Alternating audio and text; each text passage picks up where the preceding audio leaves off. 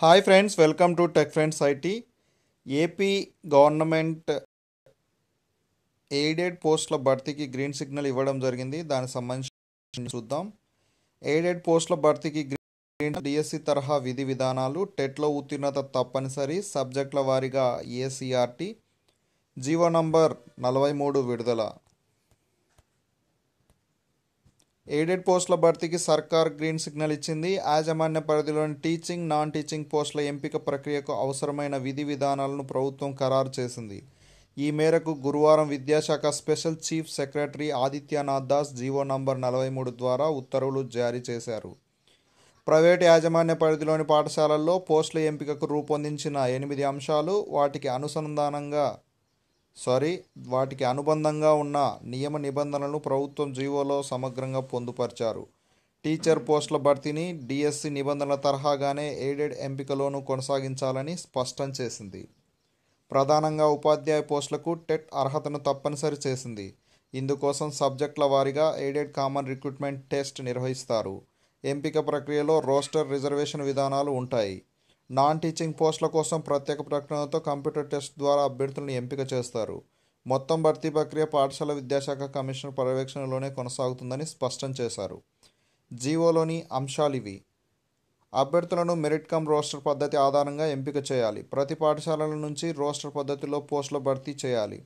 Minority విద్యా సంస్థలకు ఈ నిబంధనలు వర్తించబోవు. ప్రతి పాఠశాలలోనూ ఆధార్ అనుసంధానంగా ఈ ఏడాది సెప్టెంబర్ 30లోగా రేషనలైజేషన్ ఏర్పాటు చేయాలి. ఆయా పాఠశాలలో సబ్జెక్టుల వారీగా పోస్టులు ఎంపిక ప్రక్రియను డిఈఓలు, ఆర్జేడీఓలు పాటించాలి. విద్యార్థులకు తగిన విధంగా ఉపాధ్యాయ ఖాళీలు ఉన్నట్లు ఉన్నతాధికారులు ధృవీకరించాలి. రాష్ట్ర వ్యాప్తంగా ఉన్న అన్ని ఎయిడెడ్ పాఠశాలల్లో ఖాళీగా ఉన్న పోస్టుల భర్తీ కోసం పాఠశాల విద్యాశాఖ కమిషనర్ ఉత్తర్వులు జారీ చేస్తారు.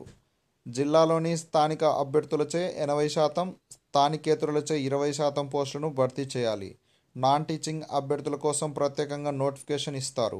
టీచింగ్, నాన్ టీచింగ్ ఖాళీల భర్తీకి నిబంధనలు ఇవి: ఎయిడెడ్ పాఠశాలలో టీచింగ్, నాన్ టీచింగ్ పోస్టుల భర్తీ కోసం రాష్ట్ర వ్యాప్తంగా కంప్యూటర్ ఆధారిత పరీక్షను నిర్వహిస్తారు. అభ్యర్థులు రాత పరీక్షలో సాధించిన మొత్తం మార్కులు, సబ్జెక్టుల ఆధారంగా పాఠశాల విద్యాశాఖ కమిషనర్ పర్యవేక్షణలో ఎంపిక చేస్తారు. టీచింగ్ పోస్టులకు పోటీపడే అభ్యర్థులు తప్పనిసరిగా టీచర్ ఎలిజిబిలిటీ టెస్ట్ టెట్లో అర్హత సాధించాల్సి ఉంటుంది. ప్రభుత్వ, స్థానిక సంస్థల్లో అమలు చేస్తున్న పద్ధతిలో విద్యార్హతలు, వయస్సు నిబంధనలు అనేటివి ఉంటాయి. టీచింగ్, నాన్ టీచింగ్ పోస్టుల భర్తీకి గాను ఎయిడెడ్ కామన్ రిక్రూట్మెంట్ టెస్ట్ నిర్వహిస్తారు. ఏసీఆర్టీ నిర్వహణకు గాను అడిషనల్ డైరెక్టర్, పాఠశాల విద్యాశాఖ కమిషనర్ అధికార హోదా స్థాయిలో కన్వీనర్గా నియమిస్తారు. నిబంధనలు 13కు అనుగుణంగా ఎంపిక ప్రక్రియను నిర్వహిస్తాయి. ఇది ఫ్రెండ్స్ ఎయిడెడ్ టీచర్ల పైన వచ్చినటువంటి న్యూస్. ఇంకొక న్యూస్ ఆంధ్రజ్యోతిలో వచ్చింది, అది కూడా మీరు చదవచ్చు. ఎయిడెడ్ టీచర్లకు కామన్ టెస్ట్, కంప్యూటర్ ఆధారిత నిర్వహణ, ఇంటర్వ్యూలు లేవు, మెరిట్ కమ్ రోస్టరే. నోటిఫికేషన్ జారీ చేసేది కమిషనర్, మేనేజ్మెంట్ల అధికారానికి కత్తెర అని ఇవ్వడం జరిగింది. మీరు ఆ న్యూస్ కూడా చదవచ్చు. సో సేమ్ న్యూసే ఉంది దీంట్లో కూడా. కొద్దిగా ఏమి ఇచ్చారంటే, ఆంధ్రప్రదేశ్ ఎడ్యుకేషనల్ ఇన్స్టిట్యూషన్స్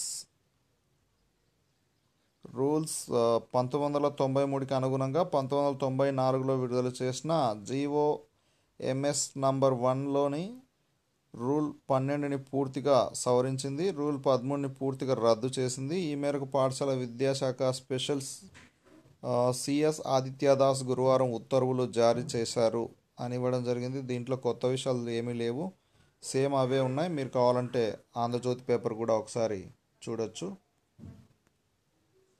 ఇది ఫ్రెండ్స్ ఈరోజు ఎయిడెడ్ టీచర్ల పైన వచ్చినటువంటి న్యూస్.